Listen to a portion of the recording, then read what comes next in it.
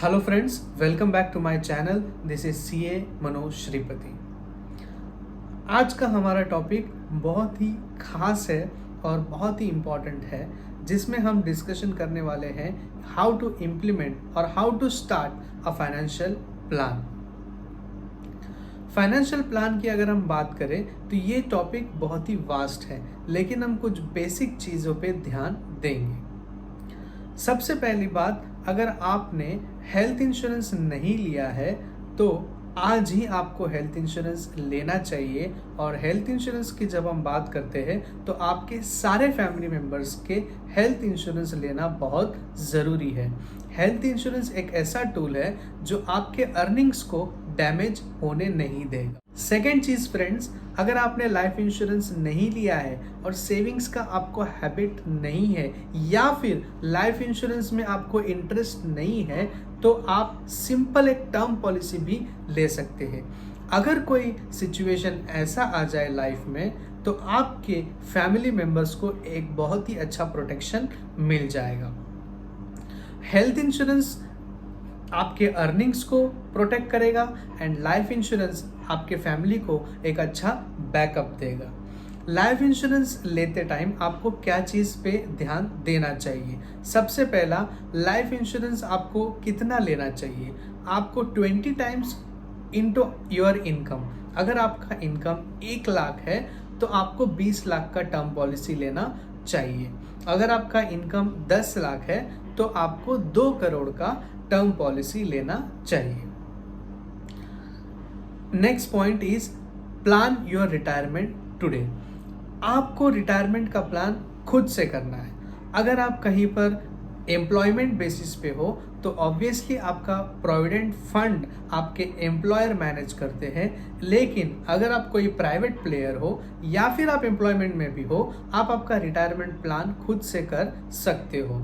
आप कोई भी प्रोविडेंट फंड अकाउंट ओपन कर सकते हो, आप एनपीएस में निवेश कर सकते हो या फिर आप म्यूचुअल फंड्स में भी निवेश कर सकते हो। फ्रेंड्स, ये सारे चीज़ अगर आप करोगे it will be a startup for you and आपको इन्वेस्टमेंट्स करने का एक आदत भी हो जाएगा। फ्रेंड्स, इन्वेस्टमेंट्स करने का एक और बेनिफिट है। अगर आपने लाइफ इंश्योरेंस लिया है, सेविंग नहीं टर्म पॉलिसी ही सही, वो अगर लिया है, हेल्थ इंश्योरेंस अगर आपने लिया है, आपने रिटायरमेंट के लिए प्लान करना स्टार्ट कर दिया है, तो आपको टैक्स सेविंग में भी हेल्प होगा। अगर आप हायर स्लैब में आते हो, 30% स्लैब में आते हो या फिर 20% में आते हो तो आपका उतना टैक्स सेविंग हो जाएगा जितना आप इन्वेस्ट करोगे। मीन्स अगर आपने सही फॉर एग्जांपल 2 लाख तक का इन्वेस्टमेंट किया है तो आपको 2 लाख का 30% टैक्स सेव हो जाएगा अगर आप 30% स्लैब में हो। 2 लाख का 30% मीन्स 60,000 यू विल सेव।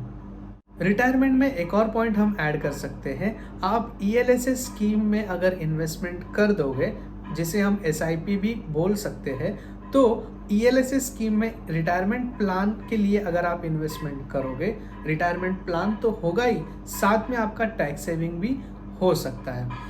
और टैक्स सेविंग का पॉइंट निकल ही गया है तो हम 2 पॉइंट और समझ लेते हैं कि हम कितना टैक्स बचा सकते हैं और कहाँ कहाँ टैक्स बचा सकते हैं। नंबर 1, अगर आपने कोई होम लोन ले रखा है तो ऑब्वियसली इंटरेस्ट जो आप बैंक को देते हो होम लोन के ऊपर, उस पर 2 लाख तक का आप सेविंग कर सकते हो। सेविंग मीन्स आपकी इनकम में से उतना माइनस हो जाएगा। और प्रिंसिपल अमाउंट जो आप पे करते हो वो 1,50,000 तक का लिमिट है अंडर सेक्शन 80C। जब हम 80C की बात करते हैं तो उसमें काफ़ी सारे इंस्ट्रूमेंट्स है, उसमें लाइफ इंश्योरेंस भी है, उसमें प्रोविडेंट फंड भी और भी काफ़ी सारी चीज़ें हैं जिसका ओवरऑल लिमिट 1,50,000 है। जब हम एनपीएस की बात करते हैं तो आपको एडिशनल 50,000 का बेनिफिट मिल जाता है। और जब हेल्थ इंश्योरेंस की बात करते हैं तो और 50,000 का बेनिफिट ले सकते हो। ओवरऑल बेसिक अगर आप स्टार्ट करते हो एज ए इन्वेस्टमेंट तो यहाँ पर टैक्स सेविंग टोटल कितना हो रहा है आप देख सकते हो खुद ही।